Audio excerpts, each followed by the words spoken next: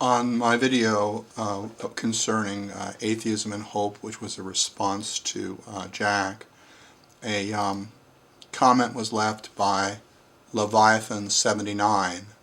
He said, let's say there is no God. How do you go about life? What's your goal or aspiration? And at the end of the day, how are you satisfied with yourself? Because I can tell you right now, man is weak, inferior, and vicious. Without God and His mercy, I find no point in going on. What would be the purpose of life, if not to ultimately glorify our Creator? A lot of what you make it seems like we Christians are in bondage. But no, we are not. We are actually set free. Set free knowing that now I have a purpose. Ellipsis. I responded to Leviathan79, but my response was not as adequate as I would like to express after I've had some time to think about it. Now, I've always been an atheist. I was raised an atheist, so that puts certain blind spots in my perspective, and perhaps some of you would like to fill in those blind spots, those that have a background where they were theists and became atheists later on. However, it seems to me that we have built into us the notion for a sense of purpose. It's built in by God or natural selection so that we can accomplish certain things in life. At the same time, because we're social creatures, we also have built into us a sense of fairness, as do primates and certain species of birds. And I think these two elements conspire and are relevant to this question. The big problem is life is unfair. And that creates a hole because we have a sense of fairness. Now, I've never thought that there was an ultimate purpose to the universe. I wasn't raised that way. Life just is. It's what you make it.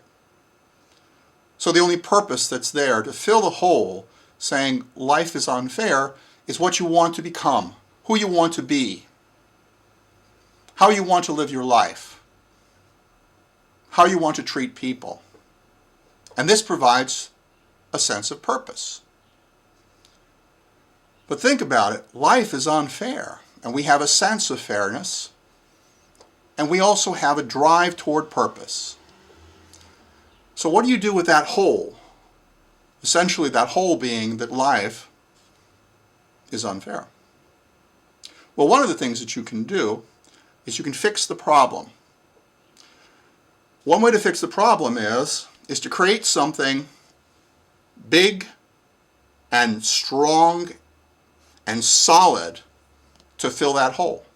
But the problem is, if you're going to create something big and strong and solid to fill that hole, you're going to need to make the hole deeper. So what do?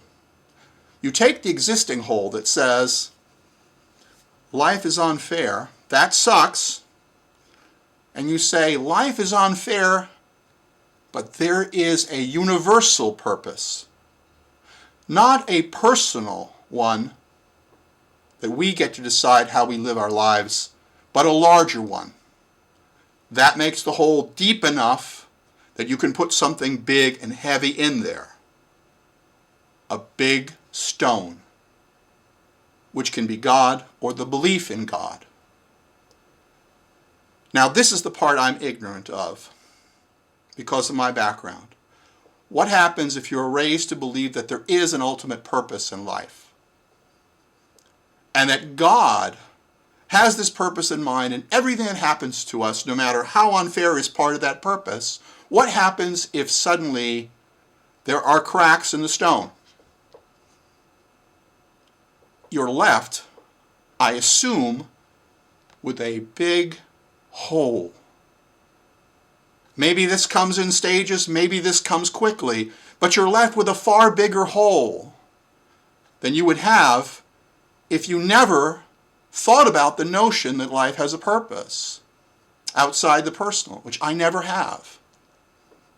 I wasn't raised that way. It doesn't make any sense to me.